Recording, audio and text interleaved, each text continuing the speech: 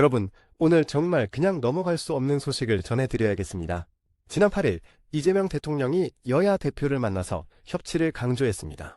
대통령이 더불어민주당 정청래 대표에게 여당이신데 더 많이 가지셨으니 좀 더 내어주시면 좋겠다 이렇게까지 말했습니다. 사실 이런 말 국민들 입장에서 듣기 좋지 않습니까? 정쟁보다는 민생, 싸움보다는 대화, 그 방향으로 가야 한다는 거죠. 그런데 불과 하루 만에 정 대표의 교섭단체 연설은 완전히 딴판이었습니다. 여러분, 무려 54분 동안의 연설에서 내란이라는 단어를 26번이나 반복했다고 합니다. 협치나 상생이라는 단어는 단 한 번도 나오지 않았습니다. 정 대표는 국민의힘이 내란 세력과 단절하지 못하면 위헌정당 해산 심판 대상이 될 수 있다, 이렇게 말했습니다. 야당을 향해서 실상 해산까지 거론한 겁니다. 대통령이 협치를 강조한 지 하루 만에 집권 여당 대표가 이런 메시지를 던진 겁니다. 여러분, 여기서 나라 지킴이 TV는 묻지 않을 수 없습니다. 과연 이게 협치입니까? 협치 대신 내란, 상생 대신 해산.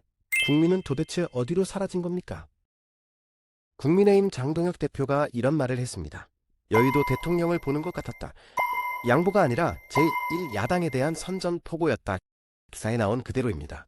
실제로 연설의 분위기를 보면 국민을 향한 메시지보다는 정치적 공세에 가까웠습니다.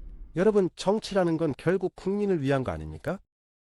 그런데 대통령은 손을 내밀었는데 여당 대표는 주먹을 쥔 셈입니다. 이 간극은 도대체 왜 생긴 걸까요? 게다가 민주당은 이번 연설에서 구체적인 입법 계획도 내놨습니다. 검찰청 폐지, 대법관 증원, 언론 보도에 징벌적 손해배상까지 물릴 수 있는 언론중재법 개정안, 이런 걸 추석 전까지 밀어붙이겠다고 했습니다. 표현 그대로 개혁에도 골든타임이 있다는 겁니다. 여러분, 여기서 우리는 냉정하게 따져봐야 합니다. 검찰청 폐지, 과연 국민의 안전과 정의를 강화하는 길일까요? 아니면 권력을 집중시키는 길일까요? 대법관 증원, 과연 사법부의 독립을 보장하는 길일까요? 아니면 특정 세력의 영향력을 확대하는 길일까요? 언론 징벌적 손해배상, 과연 허위 보도를 줄이는 길일까요? 아니면 권력 비판을 위축시키는 길일까요? 나라지킴이 TV는 이렇게 생각합니다. 진짜 개혁은 내 편 만들기가 아니라 국민 삶을 바꾸는 데 있어야 합니다. 법안 처리 속도가 중요한 게 아니라 법안의 내용이 국민을 위한 것이어야 한다는 겁니다. 여러분, 민주주의는 대결로만 굴러가지 않습니다. 협치와 대화 타협으로 움직입니다. 대통령이 협치를 강조한 이상 여당 대표 역시 같은 목소리를 냈어야 하지 않겠습니까? 그런데 하루 만에 협치가 내란 프레임으로 뒤집힌 겁니다. 이대로 가면 정치가 정쟁의 늪에 빠져들 수밖에 없습니다. 그래서 나라지킴이 TV는 이렇게 제안합니다. 첫째, 여야 모두 민생을 최우선 의제로 올려야 합니다. 내란 해산 이런 극단적인 단어가 아니라 물가 안정, 일자리, 청년 주거 같은 현실 문제를 다뤄야 합니다. 둘째, 협치 메시지를 살리려면 조건 없는 대화부터 시작해야 합니다. 누가 더 잘못했는지 따지기 전에 국민의 삶을 어떻게 개선할 것인지 합의해야 합니다.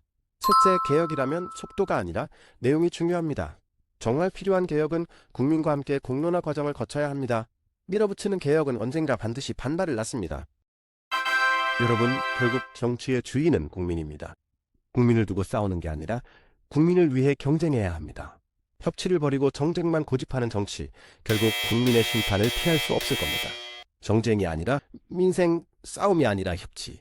이것이 정치가 가야 할 길입니다. 나라지킴이 TV는 앞으로도 원칙과 상식을 지키는 목소리를 내겠습니다.